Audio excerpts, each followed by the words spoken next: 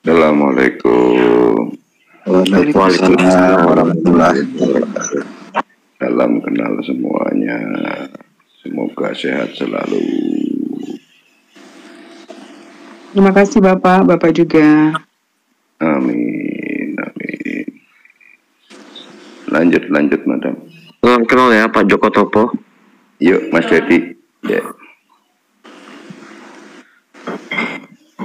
Kalau saya melihat ini, mereka itu membawa-bawa nama Aisyah itu bukan masalah benci sih. Mereka cuma mencari celah untuk merusak kita lewat akidah-akidah kita, begitu. Bukan cuma itu aja sih, banyak sih yang mereka celah-celah yang mereka cari untuk bagaimana caranya membuat Islam itu terpuruk seperti itu. Ya. Apalagi tentang poligami, biasanya yang mereka ributkan adalah poligami dan Aisyah. Itu aja sih, dua dari zaman dahulu sampai hari ini yang dibahas cuma itu gitu ya. Itu udah dari 3 tahun yang lalu, Madam. Mereka selalu Dan mereka berhasil. Mungkin dari dulu. Dan mereka berhasil memasukkan kerancuan di dalam otak kaum muslimin, khususnya para wanita. Tidak akan pernah, karena di dalam Bukan Bapak, sebenarnya tidak. Logika yang bermain di dalam. Sebenarnya begini, saya bilang ya waktu Al-Quran itu logis. Kalau menurut saya pernah debat gitu ya waktu itu, dia bilang di Muslim itu kan kalian boleh poligami. Terus saya tanya langsung, saya mau kasih tahu kamu statistik yang ada di Indonesia ini yang berpoligami berapa persen? Saya bilang berapa persen? Saya bilang 50%? Tidak pernah, 20% pun mungkin nggak ada gitu. Jadi saya bilang paling. Ya, jadi itu diperbolehkan karena itu solusi, tapi kenyataan yang ada berapa persen coba statistik di Islam ini di Indonesia yang berpoligami. Makanya waktu itu saya dengar ya, di India misalnya, di India itu kan mereka Hindu tidak boleh beristri lebih dari satu ya gitu. Jadi mereka menghina bahwa Islam itu poligaminya bisa berpoligami, tapi begitu dilihat secara statistik ternyata yang banyak berpoligami itu adalah orang Hindu. Ya, jadi kan poliandri juga ada. Poliandri ada di sana. Nah, gitu. Iya ada. Disebut apa, wanita perkasa itu? Coba search di Google itu. Iya, yang dia punya 7 suami. 7. Nah itu kan secara logika kenapa tidak boleh perempuan itu berpoligami atau mempunyai suami lebih dari satu. Sekarang kita tahu bahwa wanita itu kan dibuahin ya gitu. Jadi kalau dia mempunyai suami 7, dia tahu yang mana nih, ini anak siapa, dia kan nggak tahu. Karena nggak ada namanya kan. Pusing. Anak siapa ini? Ini anak suami keberapa ini? Ya, jadi ada sesuatu yang sudah dikodratkan oleh Allah yang tidak bisa dibantah. Nah kalau dia bantah ya nanti dia bingung sendiri. Nggak tahu dia, kecuali dia mau DNA kan gitu loh. Ya, tapi alangkah bodohnya wanita itu gitu loh sebenarnya. Kalau keluar zebra gitu loh. Padahal di kitab-kitab mereka, di dalam kitab mereka itu banyak loh. Karena gini loh, orang selalu bilang begini, madam, nggak, misalnya begini, mereka bilang begini, madam, kamu ngomong poligami, kamu mau dipoligami dong. Saya bilang begini, statistik yang ada di Indonesia ini untuk orang berpoligami aja cuma hanya beberapa persen saya gituin. Jadi kamu harus tahu bahwa di dunia ini ada wanita yang mungkin bersedia, ada yang tidak. Jadi tidak perlu disamaratakan. Jadi nggak perlu semua wanita itu marah-marah, poligami itu boleh, dia marah-marah, nggak perlu sayang. Karena perempuan ini berbeda-beda, ya. Jadi ada yang mungkin dia rela karena dia merasa sesuatu, mungkin dia lebih kuat. Jadi nggak usah disamaratakan. Tapi peraturan itu terjadi dan itu memang diizinkan Allah, kita harus mengakui gitu loh. Karena apa? Makanya kalau perempuan berbicara ada laki-laki ngomong poligami, mereka udah anti duluan. Jangan, nggak perlu marah. Karena di dunia ini kita banyak sekali bentuk wanita gitu ya yang rela dipoligami dan nggak perlu direndahkan ya gitu loh, bahwa ada yang memang bersedia dan tidak ada masalah, ada yang tidak juga, tergantung aja keinginan, yang nggak ada paksaan juga kan.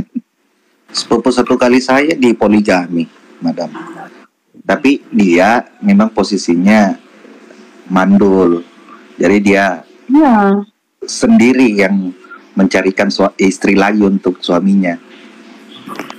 Nah, kalau ditanya di Bible mereka juga ada poligami, nanti jawabannya, itu kan perjanjian Sebenarnya lama. aturannya kan sebenarnya Ya, aturannya perjanjian lama itu kan sebenarnya mereka pakai masalah. sebenarnya aturannya Andaikan sudah jelas. perjanjian Sebenarnya lama ini aturannya mereka sudah tidak jelas masuk bahwa dalam orang kitab berpoligami kita. itu harus Oke. mampu.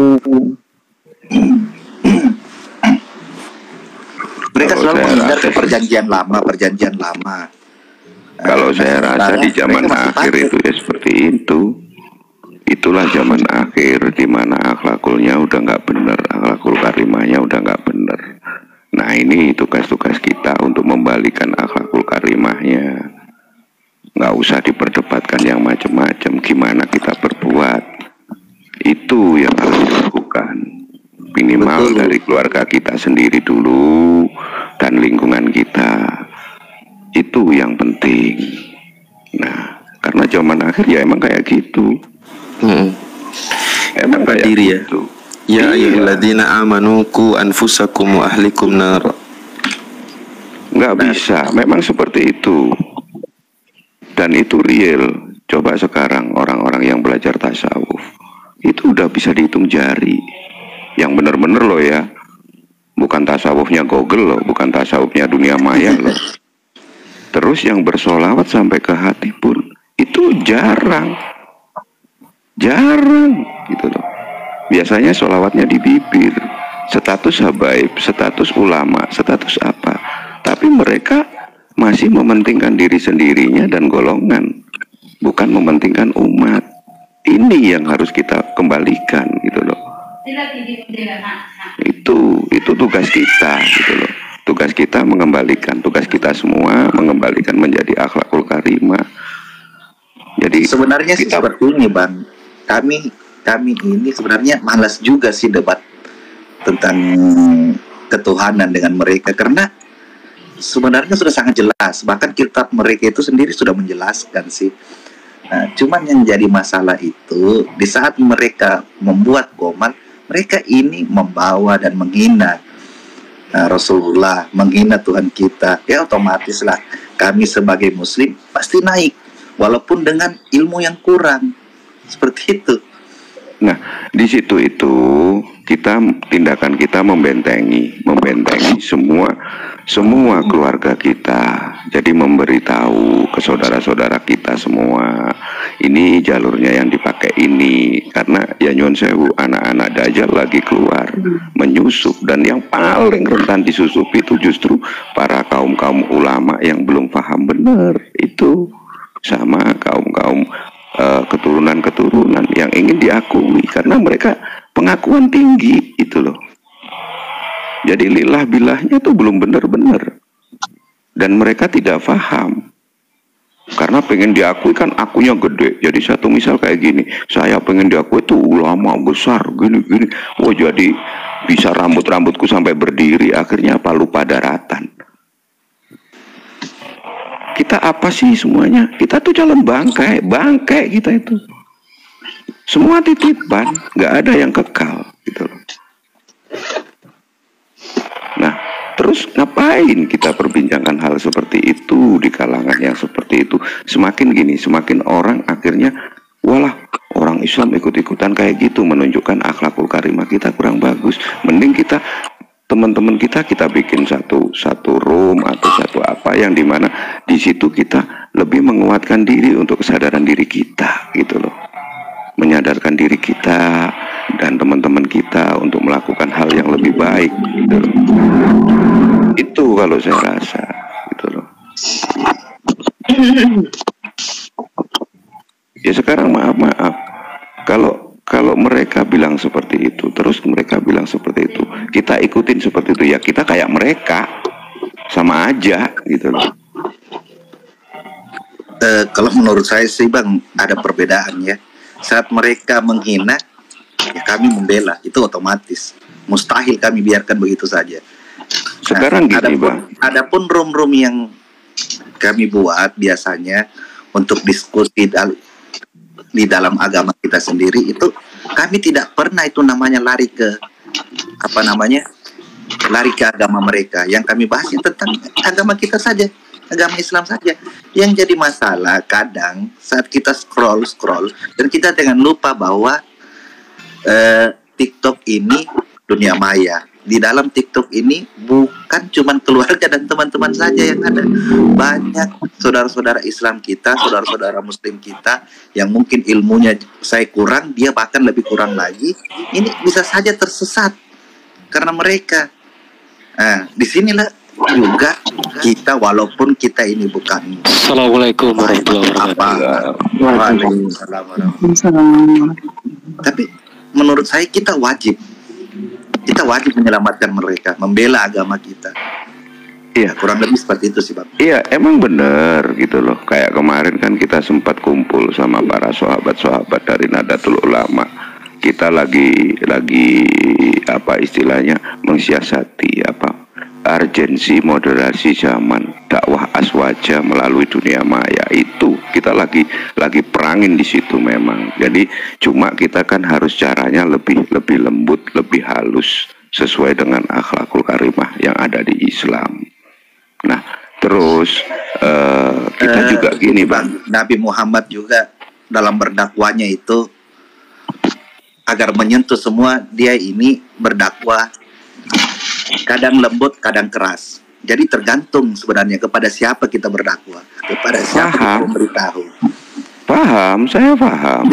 Jangan kayak di sebelah ajaran kasih ya, kalau dibunuh ya terima saja, kan ajaran kasih seperti itu.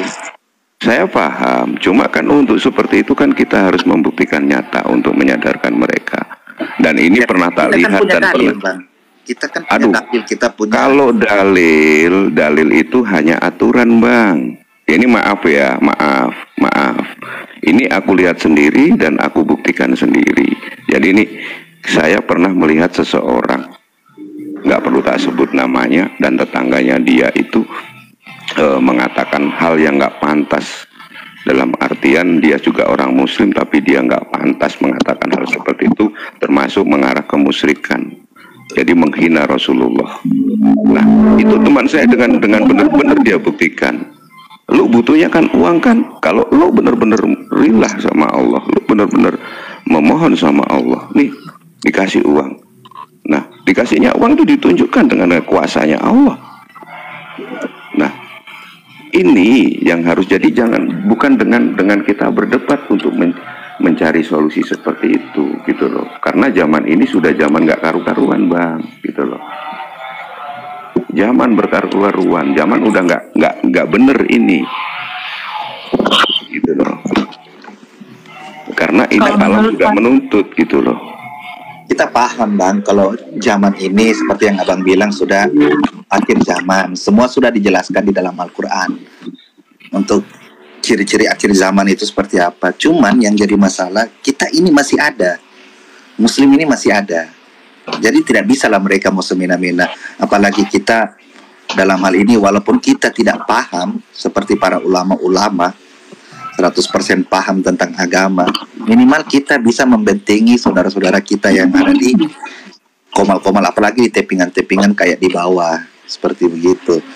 Kalau kita cuma diam saja, ya, melihat saja, mendengar saja, terus berkata lembut saat mereka bilang Nabi Muhammad dijadikan Tuhan, ya toh, Tuhan Allah itu siapa, ya toh, ya kita tidak bisa diam saja lah. Saya pribadi sebagai ini loh, Bang, tidak bisa melihat yang seperti itu. Gini loh, Bang, Dajjal itu lebih pintar daripada iblis. Abang gunakan dalil itu nggak akan mempan. Makanya kita itu perangi, Bang. Kan kalau meranginya seperti itu nggak jalan, Bang. Saya soalnya juga pelaku, Bang. Saya pelaku. Ini maaf, saya pelaku. Dan yang kita kerjakan itu lebih dari itu, Bang. Lebih berat lagi. Cuma kita nggak seperti itu. Karena ya maaf, sering kali aku lihat komal-komal yang, ya duh, ampun deh. Itu akhirnya saya perangin pelan-pelan. Kena semua. Berubah semua, alhamdulillah. Gitu loh. Kalau komal yang beda agama saya nggak mau, udah los, udah sana lu urusan lu. Lu mau dibendu sama Allah sama apa terserah, udah lu urusan lu.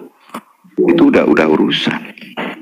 Termasuk kayak Nyon Sewu ya, Nyon Sewu, kayak Madam tadi bilang poligami, poliandri itu. Coba daerah-daerah yang di barat itu yang hancur itu. Daerah-daerah apa? Daerah orang-orang seperti itu. Lihat aja, gitu loh. Kalau yang sudah seperti itu saya kuasakan sama Allah. Udah urusan dulu Allah. Saya nggak mau tahu. Biar Allah yang menghukum mereka, gitu loh. Yang bisa kita selamatkan, gitu loh. Sedangkan alam sekarang menuntut kita bersolawat.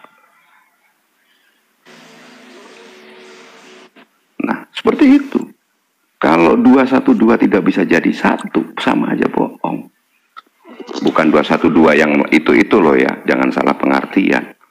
Gitu loh. Tapi Pak, maaf saya potong ya. Menurut saya sih apa yang Mbak bilang nggak semua salah, tapi saudara Immortal ya juga nggak 100% salah juga ya. Jadi kita memang ngelihat situasi sih Pak, gitu loh.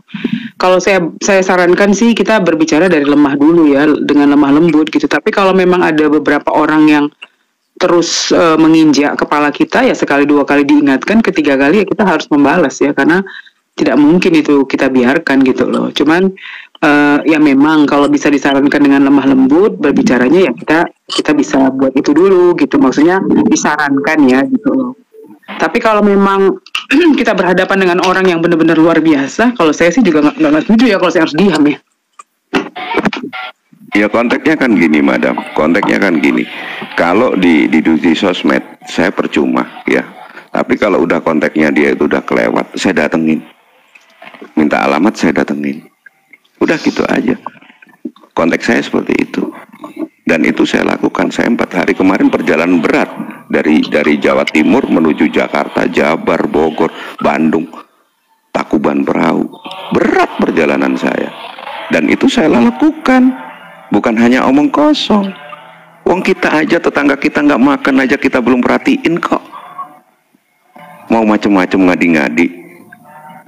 Gitu loh. Ya, tapi kan Pak, kita menghadapi beribu-ribu macam sifat ya. Kalau Bapak mungkin dari segudang 87% orang Islam di Indonesia ini Bapak melakukan hal seperti itu, ya monggo gitu. Tapi beberapa orang mungkin lebih ke verbal, ada yang lebih, karena kan Pak, semua manusia atau semua orang yang ada di dalam Qomal ini kita nggak perlu sebutkan apa yang kita jabani, apa yang kita lakukan dalam hidup ya.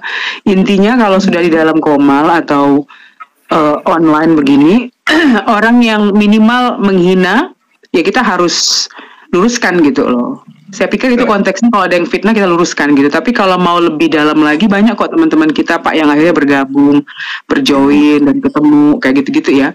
Bahkan ada beberapa yang dulunya pendebat akhirnya masuk Islam gitu loh. Dan akhirnya sekarang menjadi pendakwah juga dan membicarakan sesuatu yang benar di sini. Banyak teman-teman kita yang dulunya agama apa akhirnya masuk Islam gitu loh. Jadi ya mungkin yang saya tadi bilang dari pertama saya masuk adalah mungkin cara berdebat kita dengan lemah lembut dulu, atau dengan lemah lembut bukan suaranya lemah ya, maksudnya dengan sopan gitu ya. Dengan sopan. Begitu memang dia perlu dikeraskan ya kita keras gitu. Tapi kalau memang dia sudah ngacau-ngacau ya diturunkan gitu sebaiknya, karena supaya tidak terpancing debat kusir. Itu sih menurut saya. Ya itu benar kayak gitu. Benar kayak gitu. Itu yang benar gitu loh. Lah ini kok saya dibilang nggak ngerti debat, ya nggak ngerti saya Neng, lebih daripada debat. Ya, diskusi itu ya kan udah dilanjut dulu. Aku tak turun dulu, aku tak ada kerjaan dikit. Dilanjut, mohon maaf semuanya. Siap. Lanjut, semangat. Assalamualaikum. Waalaikumsalam warahmatullahi wabarakatuh. Matur suwun Pak Jokowi.